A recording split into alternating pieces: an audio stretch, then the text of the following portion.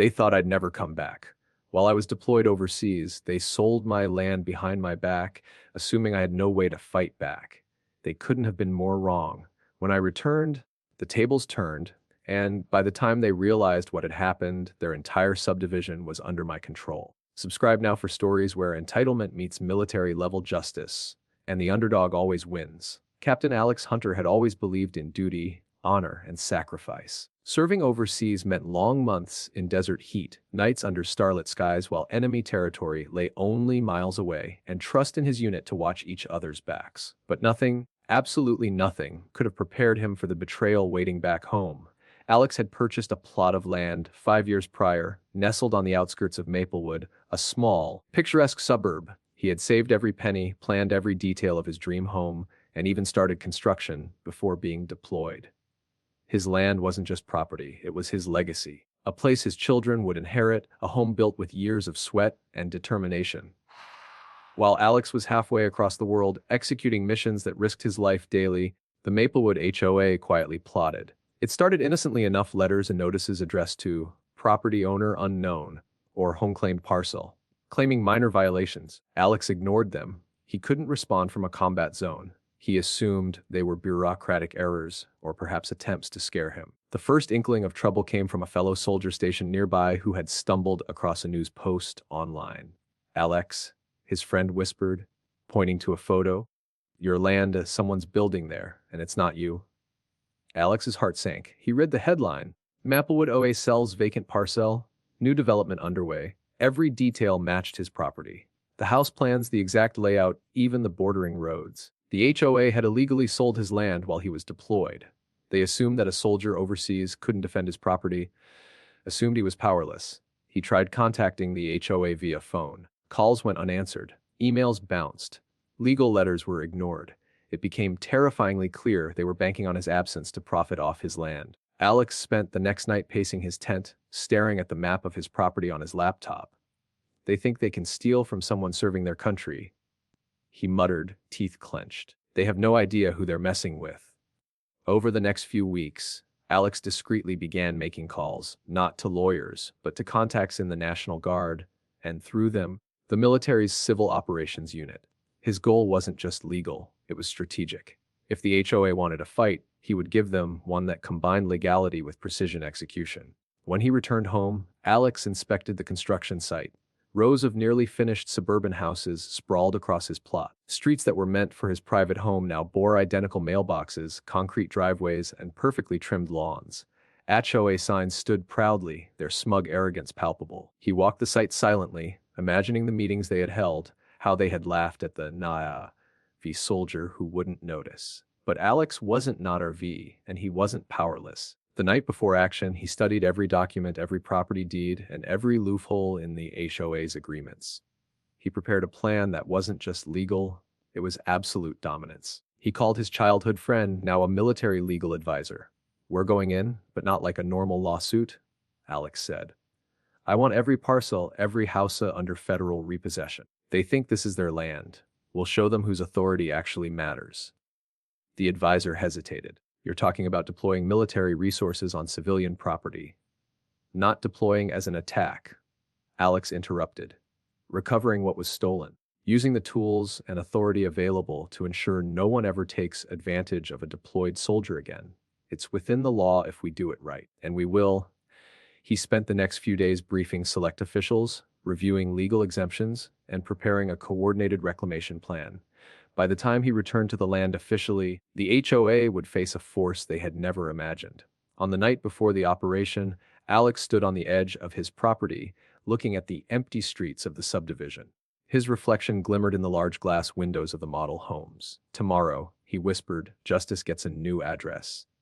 Little did the HOA know, the soldier they assumed powerless was planning a reclaim operation that would become legendary in suburban history. A reclamation that combined strategy, legality, and a military's precision. The morning air was crisp, the kind that carries the scent of freshly cut grass and asphalt. Maplewood streets, lined with identical houses and neat lawns, looked peaceful. But that peace was about to shatter. Alex arrived before dawn, dressed in plain clothes but carrying the authority of every document, permit, and military clearance he had painstakingly secured. Behind him, a discreet convoy of federal personnel and civil operations officers waited in unmarked vehicles. They were here not as invaders, but as enforcers of the law, reclaiming what had been stolen while a soldier served his country. He stepped onto the first street and saw it all clearly: mailboxes adorned with HOA stickers, new homeowners moving in obliviously, and signs declaring, "Welcome to Maplewood." Alex's jaw tightened. They thought they could erase me. He activated the first phase. Using legally sanctioned repossession orders, officers began serving each house notice that the property they occupied had been sold illegally back to its rightful owner. Confusion erupted immediately. "What? This isn't our land," shouted a young couple on Elm Street. "Yes," replied an officer, showing the legal documents. "Effective immediately, this property is under federal repossession due to fraudulent sale by the HOA. Panic spread like wildfire. HOA representatives, who had expected to intimidate a lone soldier, now scrambled through the subdivision, waving arms, shouting into phones, and trying to coordinate a defense that didn't exist. Alex moved silently down the street, observing every reaction. Some homeowners resisted, claiming, "We pay good money for this." But the legal and military authority backing him was airtight. Every deed, every sale agreement executed by the HOA had been invalidated because the HOA had no legal right to sell his property in the first place.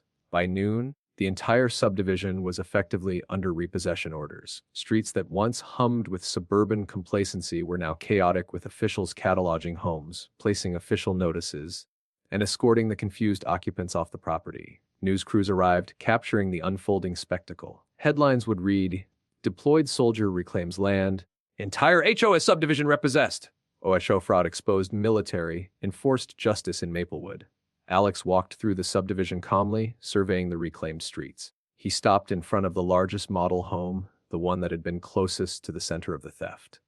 He glanced at the HO president, Margaret Rowe, who was frantically trying to negotiate with officers. Her confidence had evaporated, her smugness replaced by terror.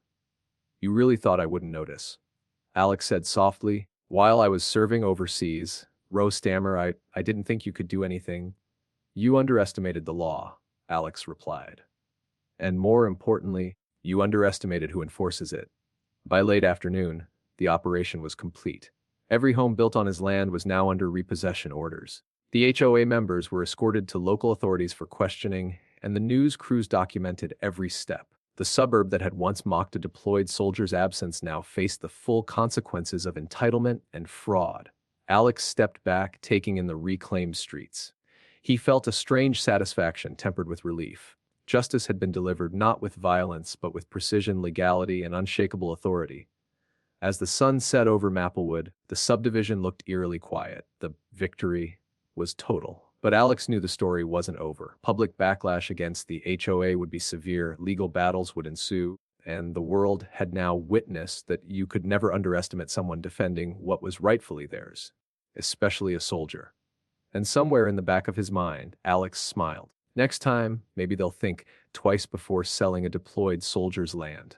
The following week, the headlines had gone viral. Local and national news outlets covered the unprecedented repossession, a soldier returning from deployment to reclaim land that had been stolen by an overreaching HOA. Social media buzzed with debates, memes, and support. Alex appeared in court that morning, not as a defendant, but as the plaintiff, ensuring the HOA faced full accountability. Margaret Rowe, the HOA president, sat across the courtroom, her board members beside her, all pale and tense.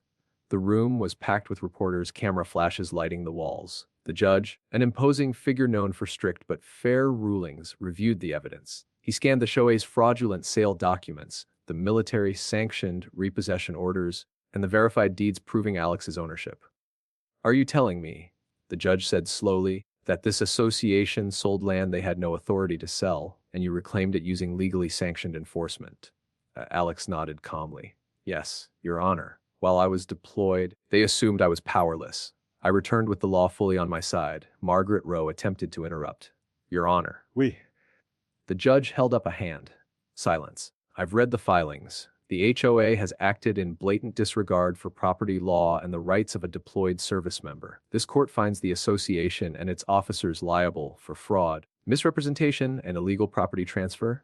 Gasps filled the courtroom. Cameras flashed. Margaret's face turned red with fury and embarrassment. Alex's lawyer, Dana, stepped forward.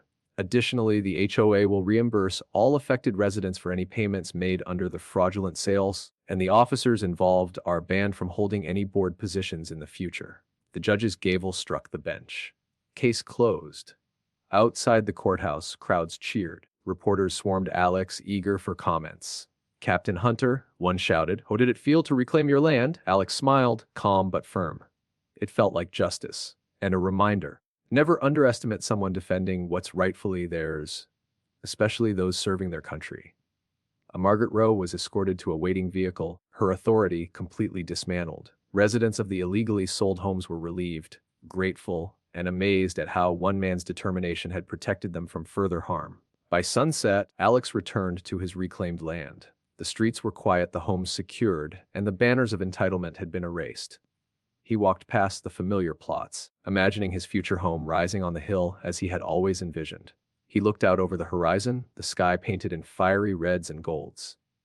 A single thought ran through his mind. Power taken by arrogance can always be reclaimed by justice, patience, and preparation. The story of Alex Hunter became legendary, a tale of courage, tactical genius, and rightful vengeance against entitlement. The HOA's fraudulent empire had been exposed and dismantled, and the message was clear: never mess with a deployed soldier, never underestimate justice, and never assume anyone is powerless. Subscribe for more incredible stories of entitlement, justice, and people getting what they truly deserve.